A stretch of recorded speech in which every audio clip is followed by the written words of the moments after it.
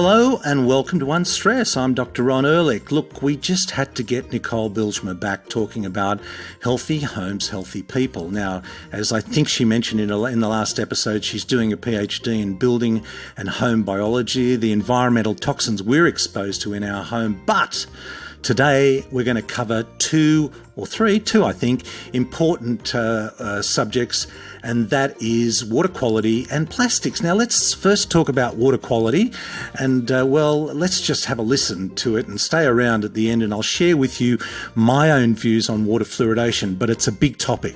And the other topic we're going to cover is a huge topic, which seems also overwhelming, but it's not, and that is the topic of plastics. And arguably, it is one of our biggest environmental challenges.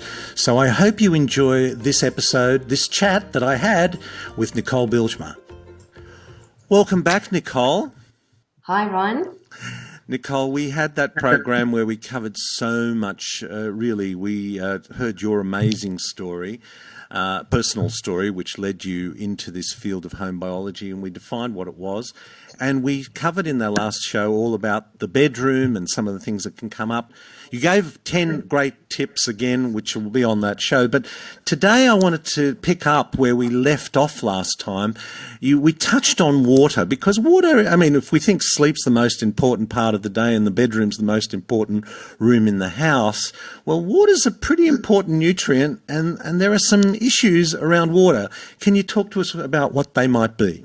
Sure. Drinking water is something, especially in Melbourne, that we all take for granted because it's considered to be one of the cleanest water supplies in the world because it comes from forested catchment area that people can't access.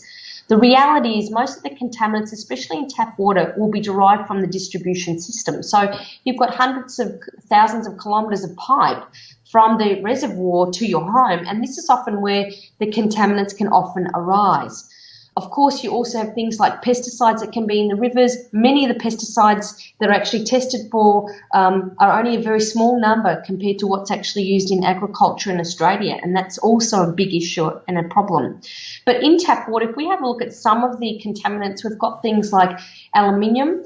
Most of the aluminium, for example, in my water supply in Melbourne, I get it from Yarra Valley Water, and because most of it comes from the Yarra River, they add aluminium or alum sulfate as a flocculating agent. So it binds to the sediment and then puts it to the floor so that it filters the sediment out of the water. So that is added to our water supply just to draw a flocculant is something that gathers all the heavy stuff and drops it down so the water's clearer. So that's actually added to the water. Okay, I didn't know that. And the level by the Australian Drinking Water Guidelines of about 0.2 milligrams per litre is based on aesthetics, not health-based guideline. Because, of course, aluminium's been correlated with Alzheimer's and dementia, and there's more and more evidence coming out that there certainly seems to be a strong connection. But the guidelines are not health-based. They're based on the fact that consumers won't complain because they can't see sediment in their water. Wow. Okay. I know when the first time I got a water filter, the guy came into my house with a white polystyrene cup, took the water from the tap, my own tap, and then plugged the water filter in, and then took another cup, and I looked into this white cup and I could not believe the difference. So this is kind of what's visible. Well, even when you look at it after all the flocking agents are being used and you compare the two, it's visibly different. But go on. So aluminium is one problem. And the main source of aluminium comes from the fluoride slurry, ironically. Right. So the fluoride they add is actually likely to contain, based on recent evidence, high levels of aluminium, which are never tested for. So they're not, we know this, but I think it's worth saying that when they add fluoride into the water supply, everybody thinks it's medical grade fluoride like you would have in toothpaste or what the dentist uses, but in fact it's not. What is it? No, it comes as a toxic byproduct from the phosphate fertilizer industry or the aluminium industry, and it's often contaminated with aluminium, arsenic, mercury, lead, and radioactive nucleotides like barium, etc. So it's incredibly toxic. Most countries have never fluoridated their water supply because it was unethical to mass medicate an entire population with a known pharmaceutical drug, which fluoride is classified because it treats tooth decay. Yes, well, this is a whole subject. And you mentioned that there was a recent study out about that effect. Well, tell us a little bit about that effect on water fluoridation. Well, that came out 4 weeks ago, and it was a Mexican study examining children who were exposed to fluoride in utero, which, of course, we all in Australia, if you're a pregnant woman's drinking tap water, you're going to be exposed to fluoride. And they found that the exposure in the womb was linked to a significant decline in children's IQ by the age of 7 and 12. Wow. So that was the largest, it was 12-year study on fluoride, and I think it's going to be a real clincher to putting the coffin in the nail for fluoride in the 25-odd countries that still fluoridate their supply, including Australia. Most countries have never fluoridated their water supply because it's unethical, to do that, and because it's associated with significant adverse health effects: osteoporosis, osteoarthritis, thyroid disease, diabetes, autism, neurodevelopmental studies. I mean, a recent systematic review of 150 studies on water fluoridation found a significant association with, of course, drinking water and dental fluorosis. In 2006, the American Dental Association warned against not preparing infant formula with fluoridated tap water because of the risk of children developing dental fluorosis. It's also correlated with musculoskeletal problems and increased risk for fractures, etc. But more importantly, we're finding that, in the New Zealand Health Department did a really big study of 93,000 children and found that the benefit of fluoridating their water for tooth decay was only 1.3% benefit in oral health. And yet we know it's correlated with autism and neurobehavioral disorders. So it's crazy. It is. I've been a dentist for 40 years, and I must say I didn't really look at it very seriously until about 10, 15 years ago, because for the first period of that time, 25, 30 years, I was I just thought, well, that's it. And the reason they do it is because tooth decay has reduced significantly since 1975 to 2010 in those countries that were fluoridated. But hey, guess what? It's also reduced significantly in those countries that were not fluoridated. And when you put the two graphs together, they're almost indistinguishable. But fluoride, now, last program we talked about fire retardants and bromide or brominated products. Now, people have to go back to high school chemistry, but bromide, fluoride, chloride, iodine, or iodine, chlorine, fluorine, they're all part of the same family. And iodine, we know, is important for thyroid function. So here we have the brominated products in our fire retardants. We've got the fluoridated in our water supply, but wait, there's more. We've got chlorine in our water supply, which I get, but tell us about that. Well, for no other reason, very, very important that you actually get rid of chlorine in your water supply. Now, we know, of course, chlorine was added to urban water supplies around the early 19th century as a cheap and effective way to reduce waterborne illnesses, and it's very effective at doing that. It's a strong antibacterial. Towever, ingesting chlorinated water, knowing that the gut microbiome is critical for human health, doesn't make sense. And, it took me quite some years, about 5 years into naturopathic practice, to realise, why am I giving a $40 probiotic to a patient who's drinking it with chlorinated water that's going to kill most of it off?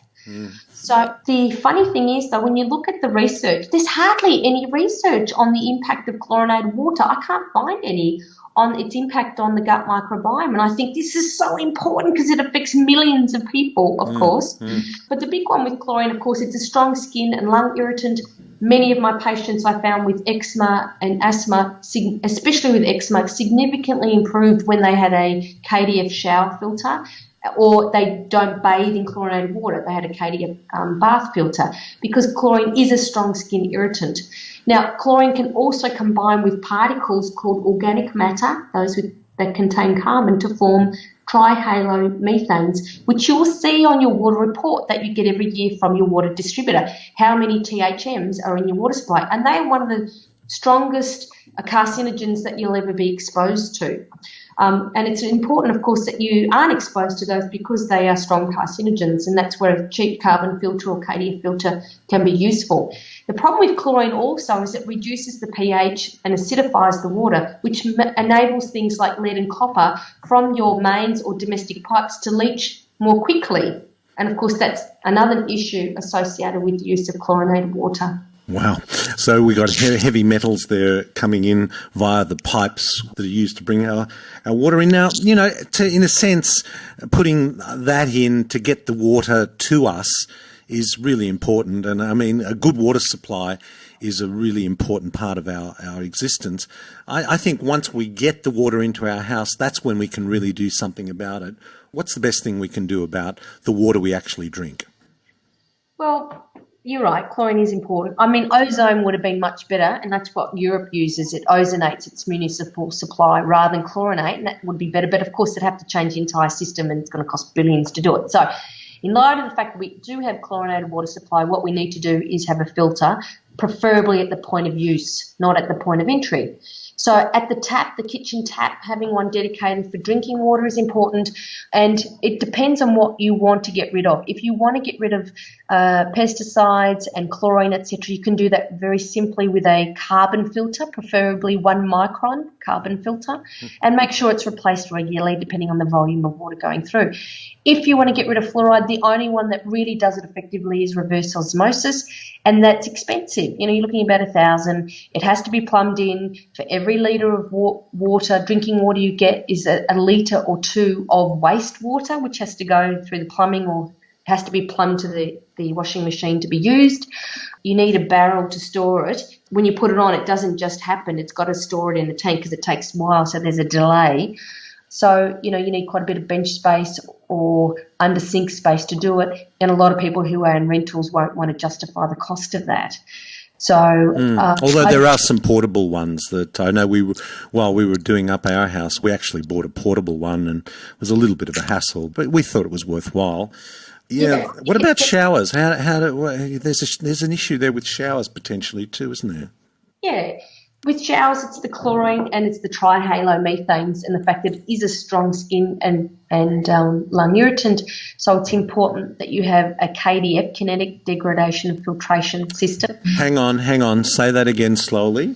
KDF filter. KDF filter. And that just screws onto the tap in front of the shower head, so that before it comes out of the shower head, the KDF filter will get rid of the chlorine? Yeah, now it can't be put on every shower filter because it has to screw into the wall. So you detach your shower head, then put the filter in, then put the shower head back on, which means the shower head's going to come out about, the 15 centimetres. Yeah.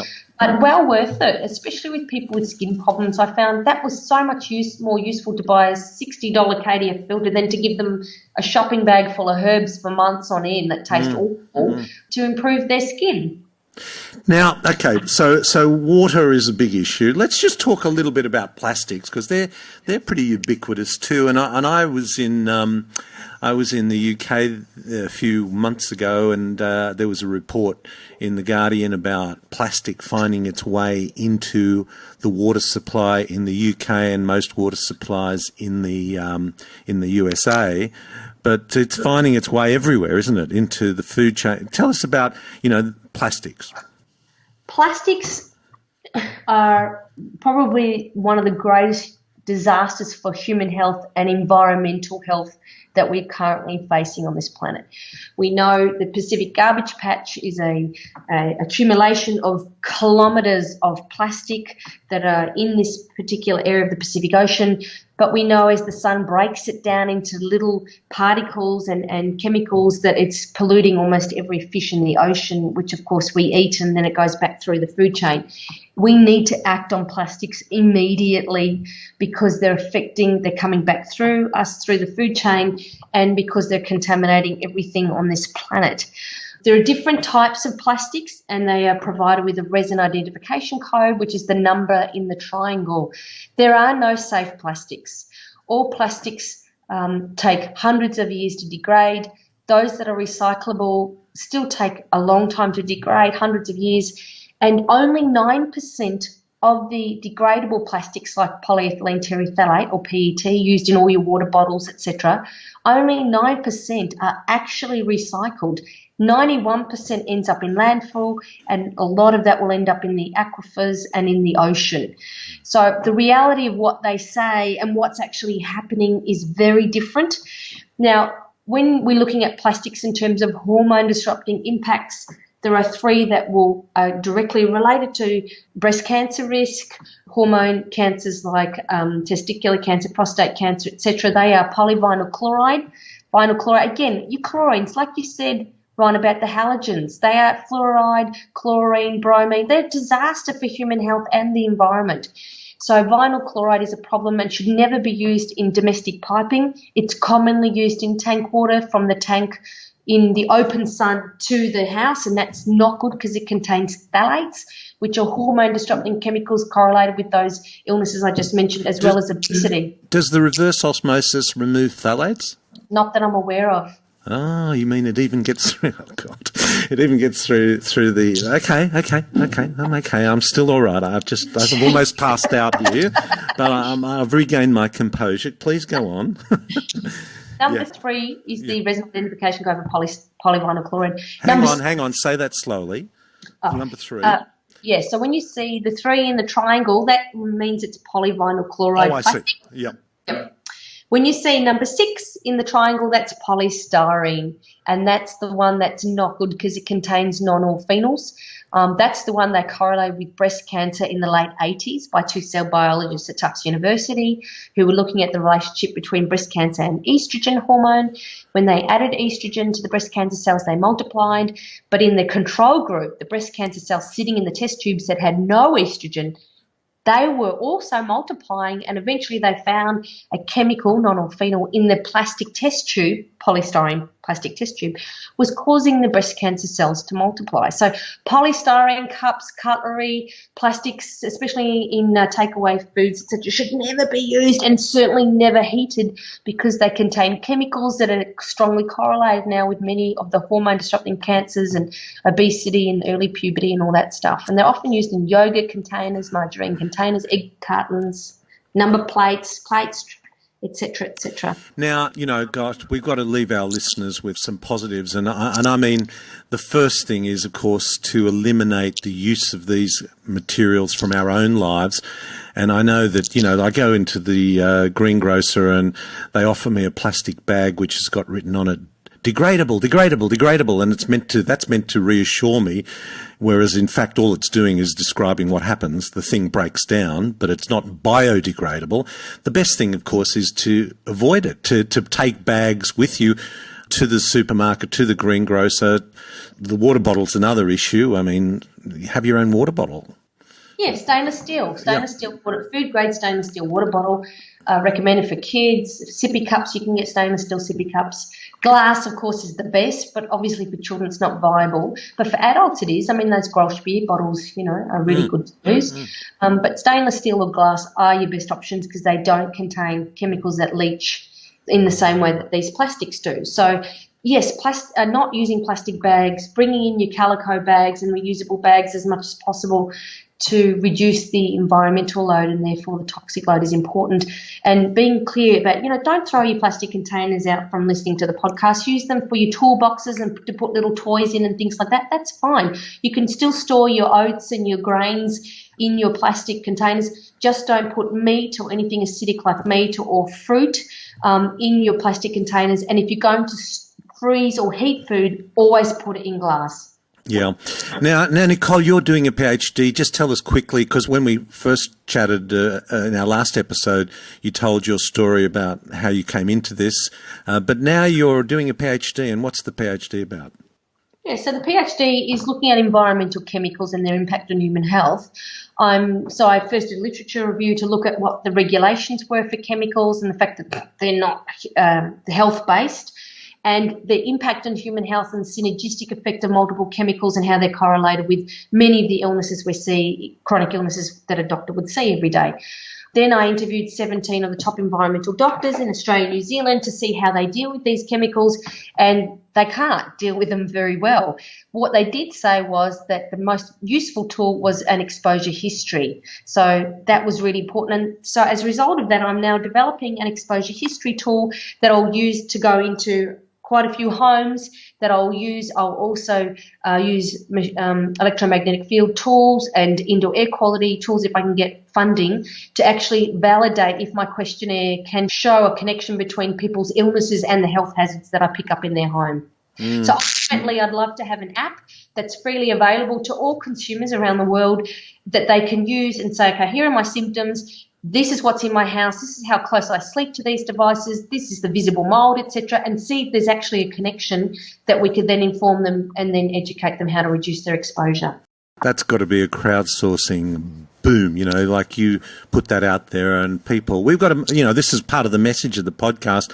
If we're waiting for the change to come from above, and I'm not talking about God here, I'm talking about government regulatory bodies and professional organisations, we could be waiting a long time.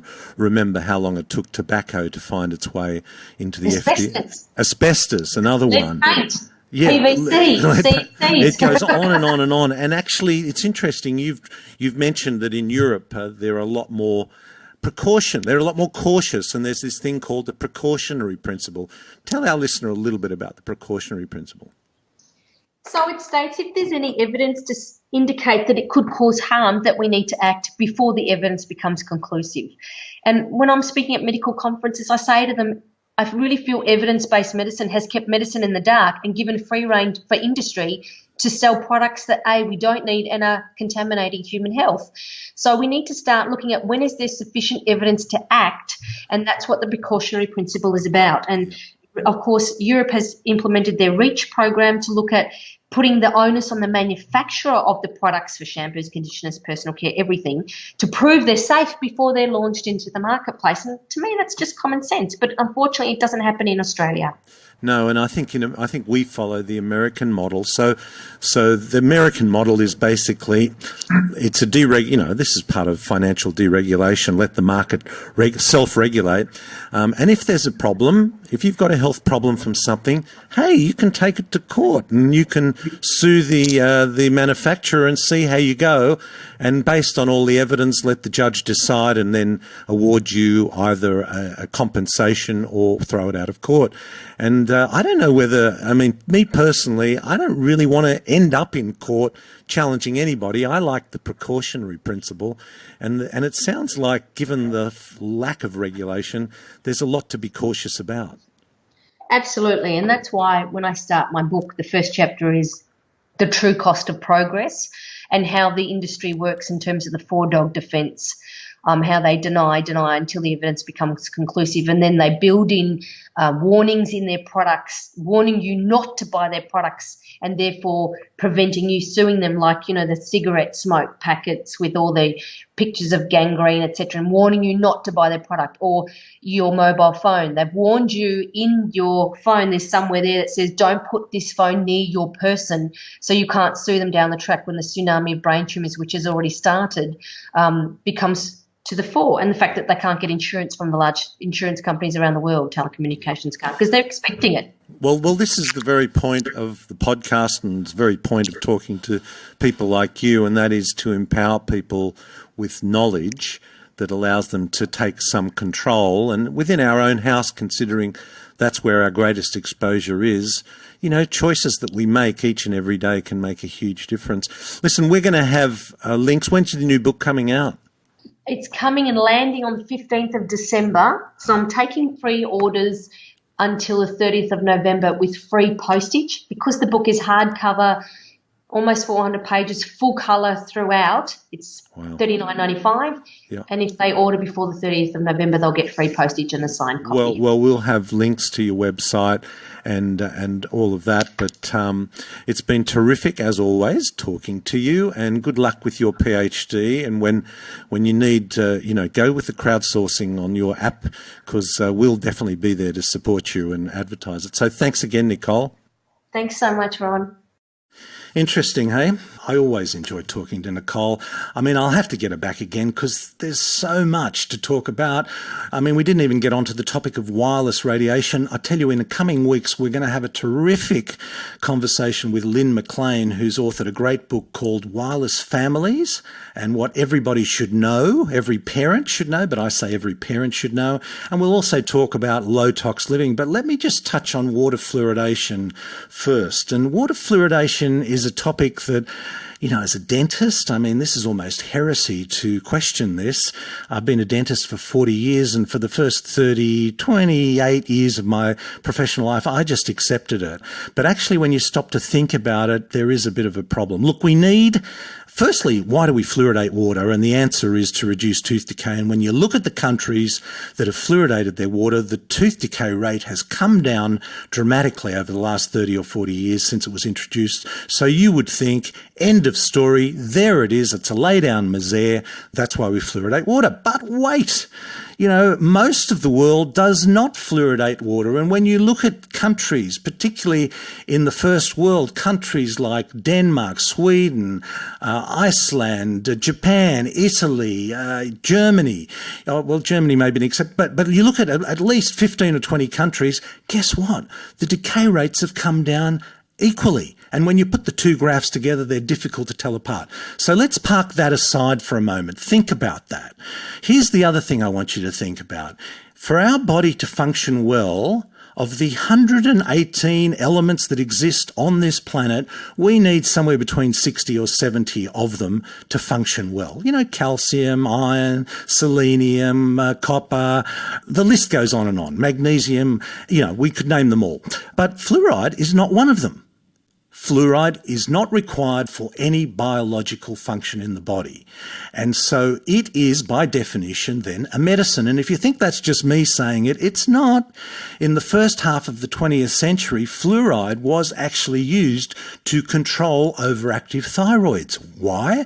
Because going back to high school chemistry, fluoride, chloride, iodide, and bromide are all part of the same family called halogens, and they all compete with one another for their position in the thyroid gland. We need iodine for our thyroid to function well. And iodine, in case you don't know, is the world's biggest deficiency. Over 2 billion people in the world are deficient in iodine. So fluoride competes with iodine in the thyroid. So does chloride, for that matter, and so does bromide, which finds its way into a lot of fire retardants, and that's why we've covered this subject here today as well. But fluoride competes with iodine, and it can affect thyroid function. Now, if you look at thyroid cancer in the last 30 or 40 years in America or in Australia, it has gone up. Well, in America, 160% since 1975, and in Australia, it's gone up to 300% in that time as well, since 1975. So I have a real problem with that. I have a real problem with using a medication on a mass level. There's an ethical problem. If decay rates have gone down in non-fluoridated countries, what's the story? Well, the story is oral hygiene is a really important part of oral health. So that's a whole big topic. We're going to do another topic on that. And the plastics, well, there's also so much we can do. I got my own stainless steel water bottle quite a few years ago, and I can only imagine how many plastic water bottles I have not bought because of it. And so also getting organised with bags when you go to the supermarket. We use reusable produce bags, so we don't tear off the roll of plastic everywhere. We take our own reusable bag to the supermarket, to the markets actually, and we don't buy meat that's wrapped up in polystyrene and plastic, a double whammy there. I buy my meat from the butcher. And so, if you organise yourself, you can make a big difference. So, boy, we've covered a lot in this episode, and also, if you missed it, the first part that we talked to Nicole Bijlsma about. So I hope you enjoyed that, and until next week, this is Dr Ron Ehrlich, and be well.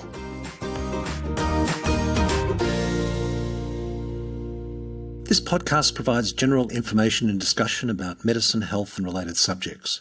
The content is not intended and should not be construed as medical advice or as a substitute for care by a qualified medical practitioner. If you or any other person has a medical concern, he or she should consult with an appropriately qualified medical practitioner.